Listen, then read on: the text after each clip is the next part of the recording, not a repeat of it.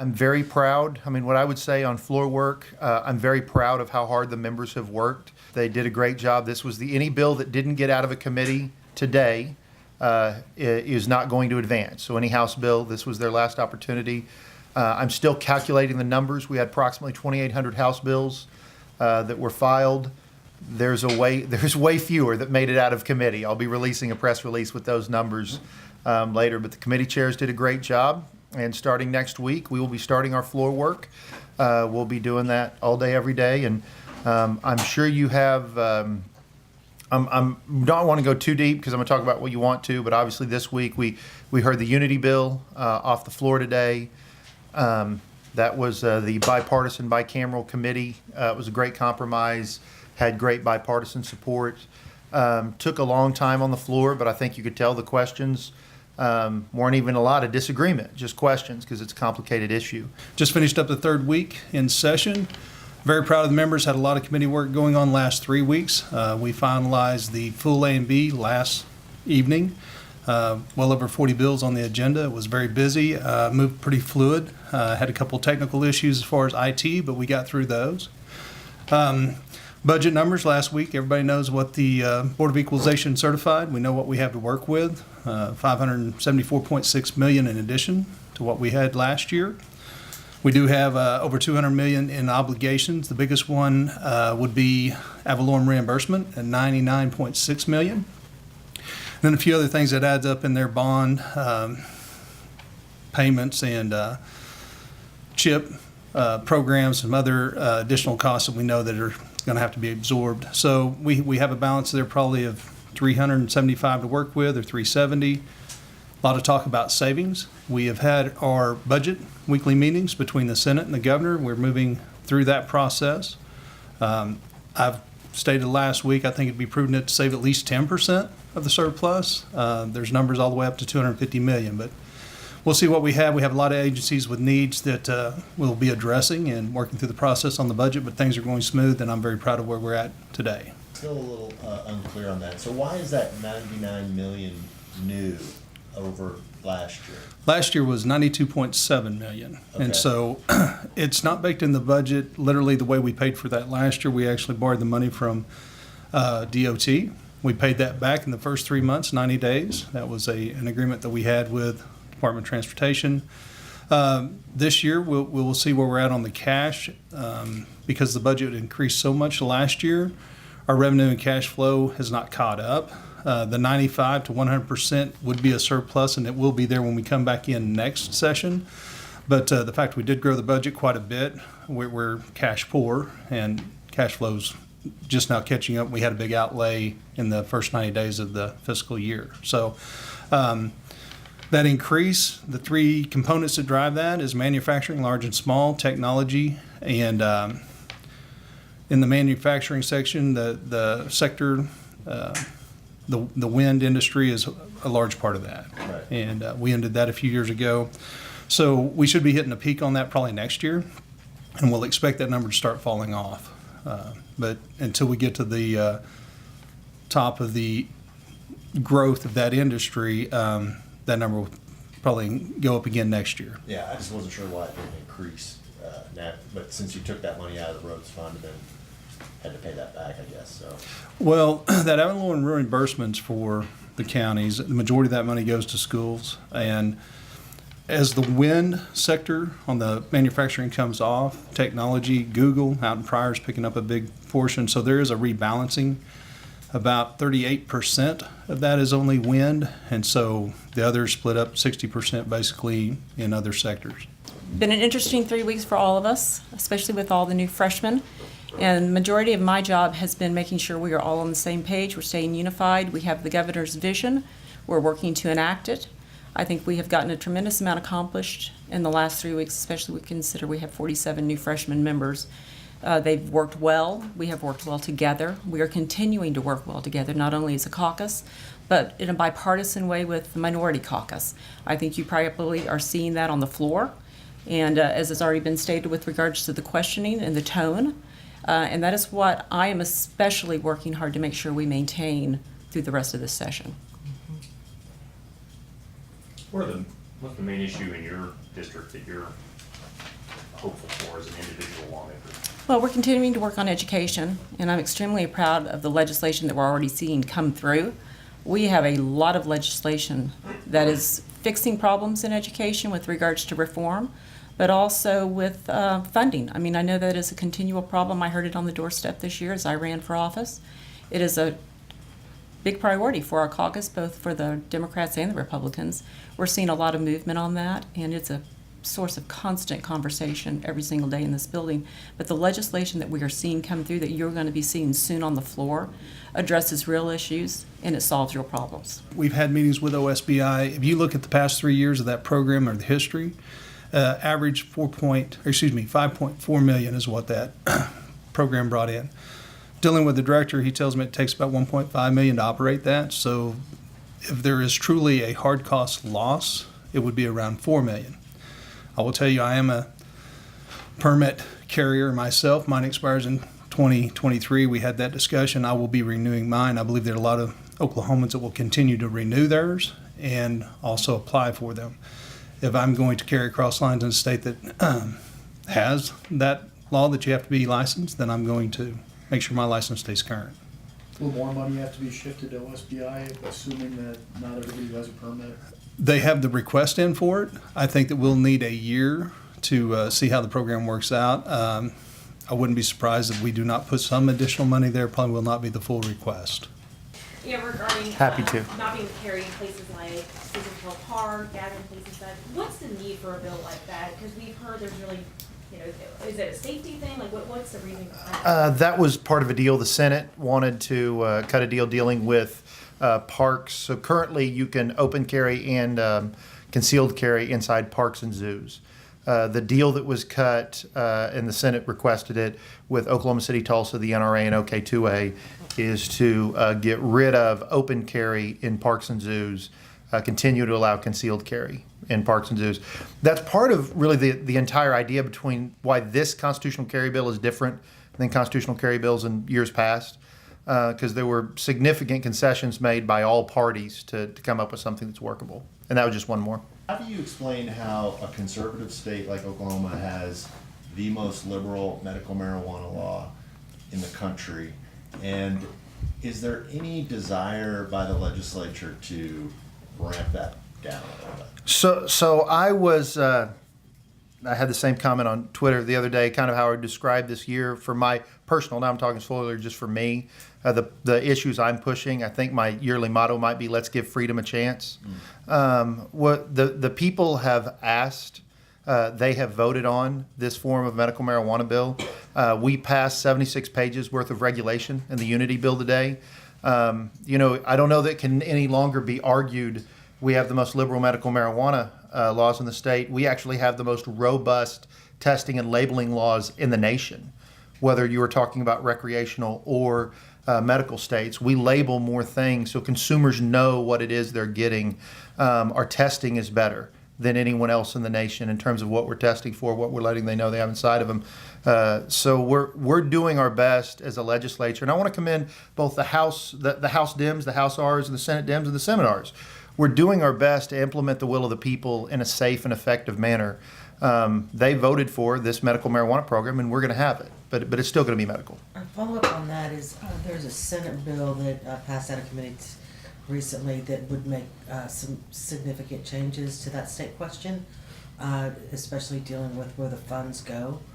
Are you likely to hear measures like that, or you've said in the past you want to stick with what the voters did, but yet some of these pieces of legislation are making changes to that? So I'm not familiar with that particular piece of legislation. I've been all consumed with the 2,800 House bills till we get them off the floor. But I can give you our general philosophy on 788 over in the House. Our general philosophy is we're doing our best to implement the will of the voters. So if you look at the bills we're going to be considered when they come over here, we want to do it in a safe and effective manner. That's why we have the most robust testing and labeling they've had in the nation. That's why I supported, my name is on 76 pages worth of regulation for 788, which I think makes sense. It's hard to comment on any piece in the Senate because I think they have several. Chances are good that I will have my name on most medical marijuana bills as House author, and chances are good that Senator McCourtney will have his name on most medical marijuana bills as Senate author. I don't know that I would read too much into that being support for either one of us. I mean, but more for trying to continue this bipartisan, bicameral dialogue on 788. There's been discussion about Medicaid expansion as a valid initiative, and the Senate has some language. I think Representative McIntyre may have put some language. Where can you say discussions and negotiations on some sort of Ensure Oklahoma expansion? Where are those negotiations? So House leadership and Senate leadership are not in active negotiations on a Medicaid waiver program right now. Not what I consider active negotiations. Have we talked about it a little bit? Yes. But what's on the table, even the Senate side, is not Medicaid expansion. It's operating under the waiver system. Now, the part that's very distinct is it operating under that waiver system through Ensure Oklahoma. And we're talking about working Oklahomans, the working poor. We're not talking about the non-working, able-bodied Oklahomans. So do I think that has some legs? Maybe. I mean, I think we're willing. I've always said we're willing to have that conversation. But for full-blown Medicaid expansion, that's not something that the Oklahoma House Republican Caucus is going to support. It's going to have to be an Oklahoma-based program, and then even then, we're going to have to dig into the details. But that's not something on active negotiations. On the agency reform bills that passed yesterday from the House and the Senate, and the Senate obviously does away with the boards, you guys restructured them. Is there any room for compromise at all, or is this as far as you guys are willing to go on Well- board restructures? Now, is there any room for compromise on the House bills or in general? Just in general? That's yeah. Well, there's always room for compromise. I mean, the first question we all agree on the same principles, and I want to commend the Senate. I mean, the Oklahoma State Senate is doing a great job. This really is a new day. I mean, I think there is some maybe disbelief that this building can be functional. But it can be. We can disagree on policy issues and not slip into the actions of the past. So I think the House, I'd prefer to kind of talk about the House's plan. I think the House has a very robust plan that gives the governor the authority to be the chief executive for the state of Oklahoma, but gives checks every step of the way. There's a check for advice and consent of the Senate. So there's a check for the governor deciding there. It gives an additional check by giving legislative appointees to the board. So they are actually can be stewards of taxpayer dollars and see what's going on. Case in point, the Department of Health. When there are no checks, when there's nobody responsible for what's happening, that's what you get. And then the House's plan also includes what we're calling, for lack of a better way to call it, a impeachment process. So we have the ability to get rid of the director, very similar to the federal plan. I think it's a plan that Oklahomans can get behind. I think it has a great deal of transparency and better use of taxpayer dollars on all levels. I mean, on the policy perspective, the plan's really a home run, and we're pretty proud of it. In the governor's comments yesterday, he essentially said, hey, I don't really care which one, just get it done. I mean, are you guys willing to, is non-boards a non-starter for you guys? Yeah, we're not willing to do something that at the end of the day we think would be detrimental to the citizens of the state of Oklahoma. But when we're going through those negotiations, we think when you look at the plan we've laid out, I mean, if you look at the questions I was asked by the minority caucus when I presented all 5 of those bills, what I kept going back to is the great thing about our plan is there is oversight every step of the way. So there is the ability for checks and balances. And frankly, it's modeled a great deal off the federal system. It's very strange that we don't already have, for example, impeachment authority over agency heads. They've had that in the federal system since the founding of our country. So we feel very strongly that the goal is to let the governor be the executive, but the real overarching goal is to be good stewards of taxpayer dollars. So we're going to have to be convinced that it is not being a good steward of taxpayer dollars to have these checks throughout the system. And I also don't think Oklahomans are that we believe in a checks and balances system. We're moving away from a true populism system where we gave nobody power when we started it. This makes a lot more sense as a baby step from the old system into a new way of doing government and still accomplishes the goals the governor wants. Like I said, we're very proud, and the Senate and the House agree on far more than they disagree on. So we feel very confident this is something we're going to find a way to get through the finish line. We feel like we have a great product. You're still conceding some power, though. The House would be in that scenario. Absolutely, and I'm glad you pointed that out. So the question was, and I agree, the House is conceding a significant amount of power. I mean, what the House is wanting to do inside of that concession, though, is to have a true balance of power between the House and the Senate and the governor. If you were to get rid of things like legislative appointments of boards, or if you were to get rid of things which is not in the Senate plan, the ability to impeach or remove either one, gubernatorial appointees, you're really have no check in the legislative process. Certainly no check in the House at all. But I think that's the point, though. The House is willing to compromise. I also think the governor is willing to compromise, because as the governor has said, he's willing to accept these checks on himself. He said, hold me accountable. I think the Senate is willing to compromise, though, in all of this. The Senate has conceded in their plan already that they're willing to give a great deal of power away from the Senate to the governor. This is not a case where there's some divide between or some animosity. I think the Senate's doing a wonderful job. I think that they believe that they're wanting to do what they think is best for the state of Oklahoma, and we are too. And we feel like we've laid out a very, very strong plan that we think is the right path forward. And I think I can tell the citizens, I think we're going to find a way to get this done. How do you think the Unity bill helps the Medical Marijuana Authority operate better? So the Medical Marijuana Authority has no rulemaking, no, strong word. The Medical Marijuana Authority has very little rulemaking authority right now. So for example, these testing and labeling standards that I like to brag on, they can't do those right now because they don't have that rulemaking authority. We're actually giving them the ability to operate more like an independent agency. Very excited to see what's going to happen. It's going to be good for the industry, and it's going to be good for the authority. What are the biggest changes as part of that, do you feel? The biggest changes is giving them the rulemaking authority so they can do testing, labeling, giving them the rulemaking authority so they can also do inspections. Those are the biggest changes inside. What kind of support is there among Republicans in your caucus about giving correctional officers a raise? I think I might even defer that to the chairman, but I think the support is strong. The chairman knows the budgets far better than I do. You asked directly about the correctional officers. There is a bill for a $2 an hour pay raise for the officers. There's a few other bills out there. There's one that brings up the base pay for state employees, I believe, to 4 times over the poverty level. There's another bill out there which I ran is $2,500 pay raise across the board for all state employees.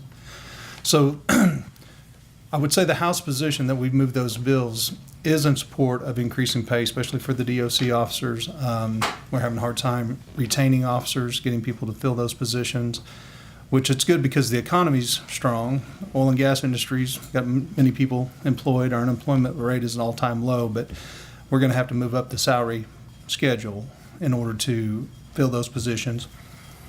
Also, in the DOC budget, there is $16 million a year that we're paying in overtime.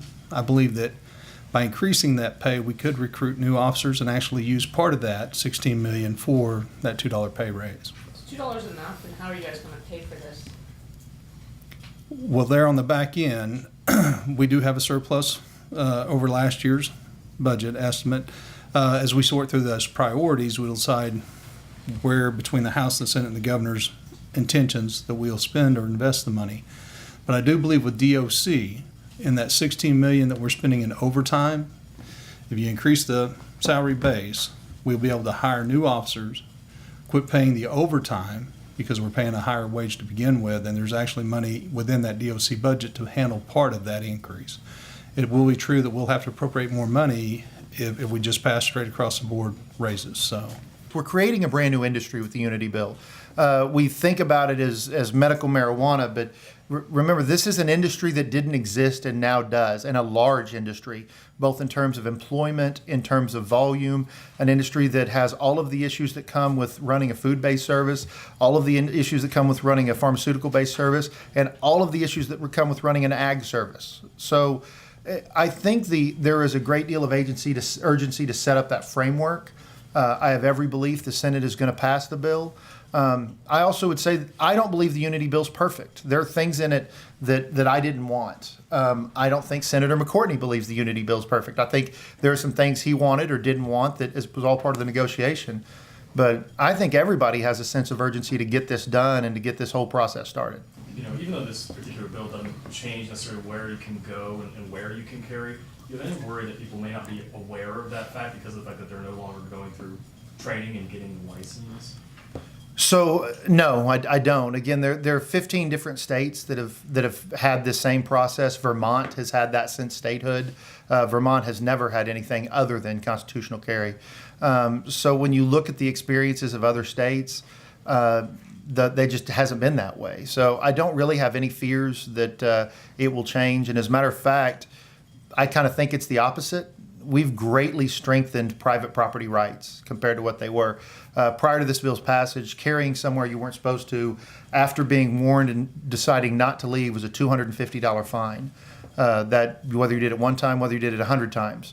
We've now bumped that up to trespassing, which means the third time it comes with jail time. So again, part of the compromise around permitless carry was strengthening our laws about campus carry, strengthening private property rights, and then part of the compromise dealt with what are we going to do? All parks and zoos, but I'm glad you brought it up. It was really about Scissortail and the Gathering Place, and trying to set up systems there. So no, I don't think that'll end up being an issue. Today sort of represents, or it does represent, like the bill deadline, and it's obviously been a hectic few weeks. Is your caucus satisfied with everything that you've been able to get across? Not the finish line, but this hurdle, so to speak. Yeah, leadership is very satisfied, and I will tell you, this is the most unified that the Republican caucus has been since I've been in this building. We feel a strong bond. We feel the 47 freshmen, that's both Republican and Democrat, have done a wonderful job. The House, as a matter of fact, I would argue that the House itself is running smoother, in addition to our caucus, than it has any time since I've been here. I mean, those that have watched the floor proceedings, the House is almost boring compared to the way it's been. That's okay with me. I mean, I'm fine. I'm fine with it. But right now, we're very pleased with the direction we've gone, and we've had very robust committee meetings. I'll be releasing those numbers as soon as I have them as to how many bills we got out. But we've tackled some big issues from constitutional carry, which we got off from a more conservative issue, to getting out a teacher pay raise right away off the floor, passing the Unity bill right away off the floor. We passed a bill out of committee dealing with COLAs for our retirees. When you look at the education bills that are coming through, the issue is not, are we going to do something for education? The issue clearly is, how much are we going to be able to do for education? This is all a new reality for the Oklahoma House. And the biggest thing I hope, and I talk about this all the time, and everybody's probably sick of it, but I'm going to keep talking about it all the time. We can do things different than the way we've done them the last 2 years. And that doesn't just include policy, that also includes how this building functions. And right now, this building is a beacon as to how politics can work. And I'm bragging on the Senate, and I'm bragging on the governor, and I'm bragging on the Democrats. Right now, the building is functioning better than it ever has, and I believe that is why good policy is coming out of this building. And as long as we can keep these disagreements, it's politics, there's going to be disagreements. That's part of it. But as long as we keep moving forward with that same goal, good policy will continue to come out of this building, and it'll come from all parties in both chambers.